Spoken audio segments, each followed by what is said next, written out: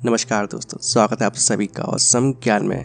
और आज इस वीडियो में हम बात करेंगे वो वैक्सीन से जुड़ी कुछ ऐसी बातों के बारे में जिनके बारे में आप सभी को पता होना चाहिए, जैसे कि कोविशील्ड और कोवैक्सीन में से कौन सी बेहतर है, इन वैक्सीन को कैसे तैयार किया गया है, ये वैक्सीन कितनी असरदार है, इनकी कीमत कितनी है और उनके साइड इफेक्ट्स क्या है। तो इस वीडियो को एंड तक बिना स्किप किए पूरा जरूर देखें।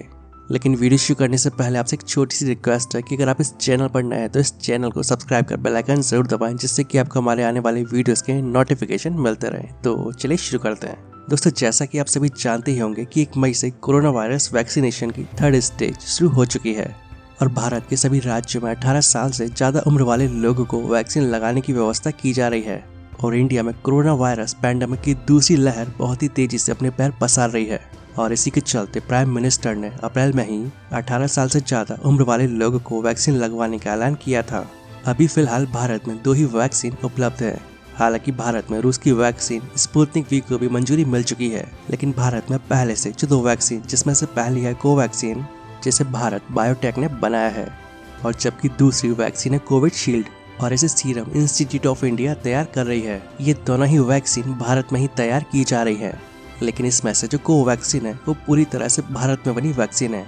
लेकिन इन सब के बीच वैक्सीन लगवाने को लेकर सबसे बड़ी बहस इस बात पर की जा रही है कि इन दोनों वैक्सीन में से कौन सी बेहतर है।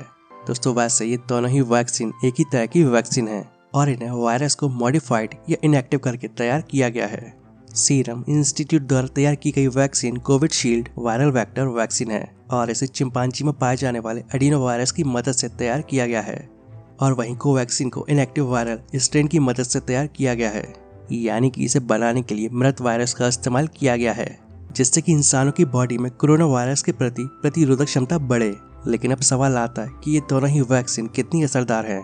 अगर बात की जाए कि ये वैक्सीन कितनी असरदार है, तो आपको बता दूं कि ये दोनों ही वैक्सीन कारगर है और ये दोनों ही वैक्सीन WHO यानी कि वर्ल्ड हेल्थ ऑर्गेनाइजेशन के पैरामीटर्स पर खरी उतरती है और हमारी इम्यूनिटी को बढ़ाने में मददगार है। और अब नए क्लिनिकल डेटा के साथ और भी कई बातें सामने आ रही हैं। नवंबर 2020 में जो ट्रायल किया गया था, उनके आंकड़ों के आधार पर ये कहा जा रहा था कि कोविशील्ड वैक्सीन कोरोना वायरस को रोकने में 70% तक कारगर है, लेकिन इसे बढ़ाकर 90% तक किया जा सकता है। और जो लोग इस वैक्सीन को लगवा रहे हैं उनमें संक्रमण का खतरा बहुत कम होता है, और अगर वैक्सीन लगवाने के बाद भी किसी को संक्रमण हो जाता है तो वो जल्दी रिकवर हो जाते हैं। अगर बात की जाए कोवैक्सीन की, तो इसके अंतरिम नतीजे और क्लिनिकल स्टडी के आंकड़ों के आधार पर ये कहा गया है कि ये वैक्सीन 78% तक कारगर है, और साथ ही ये भी कहा गया है कि इस वैक्सीन को लगवाने से गंभीर संक्रमण का खतरा और मौत को रोकने में 100% तक कारगर है। और बता दूं कि इन दोनों ही वैक्सीन के लिए 2 डोज लगवाना जरूरी है। जो कोविशील्ड वैक्सीन है उसके दोनों डोज के बीच 6 से 8 सप्ताह का अंतर होना चाहिए, और कोविशील्ड के 2 डोज के बीच ये अंतर विशेषज्ञों के सुझावों के बाद लागू किया गया है। और विशेषज्ञों का कहना है कि वैक्सीन के 2 डोज के बीच ज्यादा अंतर होने से रोग प्रतिरोधक क्षमता ज्यादा होती है, और जबकि कोवैक्सीन के दोनों डोज के बीच 4 से 6 सप्ताह का अंतर होना चाहिए। दोस्तों, ये दोनों ही वैक्सीन राज्य और ओपन मार्केट के लिए अवेलेबल है, और सीरम इंस्टीट्यूट राज्य सरकारों को 300 रुपए और प्राइवेट हॉस्पिटल्स को 600 रुपए में कोविशील्ड वैक्सीन दे रहा है। लेकिन जो कोवैक्सीन है वो थोड़ी सी महंगी है। राज्य सरकारों के लिए कोवैक्सीन की कीमत 400 रुपए है, लेकिन प्राइवेट हॉस्पिटल्स को ये 1200 रुपए में मिलेगी। लेकिन बिहार, उत्तर प्रदेश और छत्तीसगढ़ सहित कई राज्यों में इस वैक्सीन को सरकार के द्वारा फ्री में उपलब्ध कराया जाएगा। लेकिन एक बड़ा सवाल ये है कि इनके साइड इफेक्ट्स क्या हैं। दोस्तों, कई दूसरी वैक्सीन की तरह कोविशील्ड और कोवैक्सीन के भी साइड इफेक्ट्स हैं, और ज्यादातर साइड इफेक्ट्स के नाम पर लोगों में इंजेक्शन की जगह पर मामूली दर्द, पेट दर्द, सिर दर्द, हल्का बुखार, मिचली आना और चक्कर आने की शिकायतें देखी जा रही हैं। हालांकि कोविशील्ड लगवाने वालों के कुछ ही मामलों में न्यूरोलॉजिकल कॉम्प्लेक्सिटी देखने को मिली है, लेकिन कोवैक्सीन में इस तरह की कोई समस्या देखने को नहीं मिली। वैसे आपकी जानकारी के लिए बता दूं कि प्रेग्नेंट महिला को वैक्सीन लगवाने की मना है।